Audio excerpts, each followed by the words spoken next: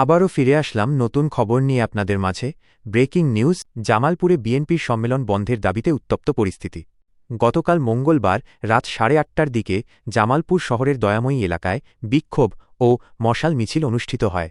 মিছিলে নেতৃত্ব দেন জেলা বিএনপির সাবেক সাংগঠনিক সম্পাদক শামীম আহমেদ। বকুলতলা থেকে শুরু হয়ে মিছিলটি শেষ হয় দয়াময়ীতে।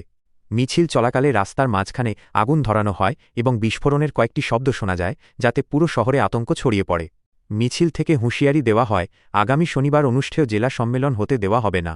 এর প্রতিবাদে আজ বুধবার সকাল থেকে দুপুর পর্যন্ত অর্ধদিবস হরতালের ডাক দিয়েছেন নেতা কর্মীরা। শামীম আহমেদ ২০ নিউজকে জানান, মেয়াদোত্তীর্ণ কমিটির মাধ্যমে তৃণমূলকে উপেক্ষা করে সম্মেলন করা হচ্ছে, এটা আমরা মানি না। অন্যদিকে জেলা বিএনপির সভাপতি ফরিদুল কবির তালুকদার বলেন, সম্মেলন যথাসময়েই হবে।